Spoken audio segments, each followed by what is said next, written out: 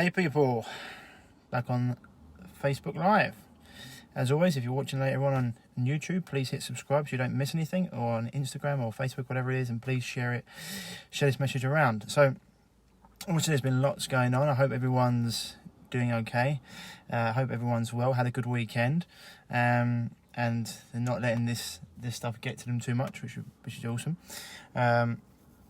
And there's things I'm actually going to be posting around that soon, but there's always certain things that crop up just in life in general, and I always have messages that I like to try and convey to people that I get on lots of my consultations. Now, it's very rare, even though I speak to a lot of people, it's very rare for me to speak to someone that went through something. Not very rare, I suppose, or at least like went through an ordeal that I did in terms of with the medical industry, in terms of him passing pillar to post, the amount of medication they were given, surgeries, etc., etc., etc. And last week, unfortunately, I was talking to a poor lady who was actually in the midst of taking 72 different medications that she'd been pushed from pillar to post by a different doctor. And she got to the point where she was just like, Ryan, I don't know what to do. I've tried to come off these things and I get huge withdrawal symptoms. My body doesn't like it. I know they're making me toxic because when I take them, they give me, I get supreme gut issues. And she was like, literally didn't know where to turn. And it's not like a problem. There's ways and things we can go around that. But this is something that I hear quite a lot. And maybe not to the extent of 72 medications. Before that, I think the most I've had someone take like around 50, 60 medications.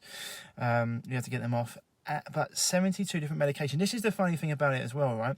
So you're being prescribed different medication from different specialists, quote unquote, and no one's even looked. This is the funny thing. No one's looked to see, no one does tests to see if this medication affects that medication, or if that medication affects this one. It's like this is the other thing people don't understand. Just with food, for example, if you're putting a carrot in the oven, which has been sprayed by some herbicides or weedicide or whatever, and you put it in the oven with some lamb, and that's been fed hormones, and you put it in with cabbage, which has been sprayed by pesticides, herbicides, rodenticides, chemical fertilizers. When you cook them, all those things are mixed together, and you get almost a new designer chemical that you're eating, okay? All these things off gas, which is really, this is why I'm going to put a post up later on saying most people wearing masks right now, they should be wearing masks when they're eating their food because of the chemicals that are coming off it. Whereas these medications, you're putting them in your body. There's no medication that's not toxic to the human body. They're all synthetic. Body can't process them. They're there for acute. They should be there used for acute problems, not to be on long term. This woman, unfortunately, was on these.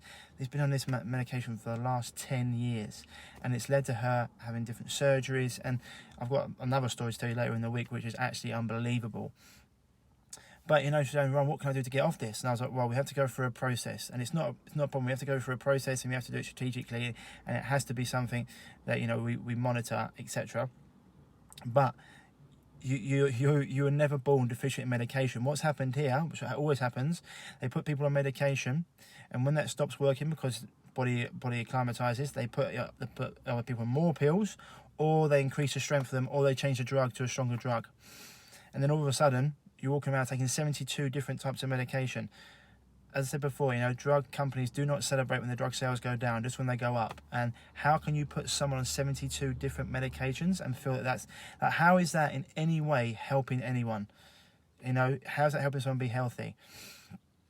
And so, yeah, this is just a story I wanted to share, because I just want people to understand this is never, ever going to be the way that you heal the body or create health.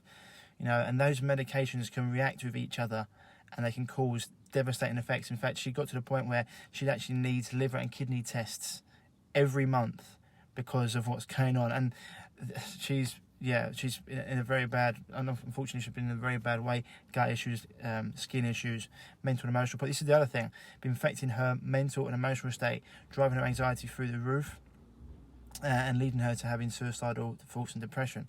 So, this is why you've got to be extremely careful. Not only can they affect you physically, but these medications can affect you mentally and emotionally, because obviously, their body's having to process toxins. This is one of the other things that people don't realise sometimes as well, is that when you're actually going through a cleansing period, not only do chemicals come out physically, but they all come out mentally, emotionally as well. So it's really, or say negative energy will come out as well, so it can lead to people being in different sorts of moods where they're not actually the happiest to be around, but it's because their body's literally cleaning out negative energy.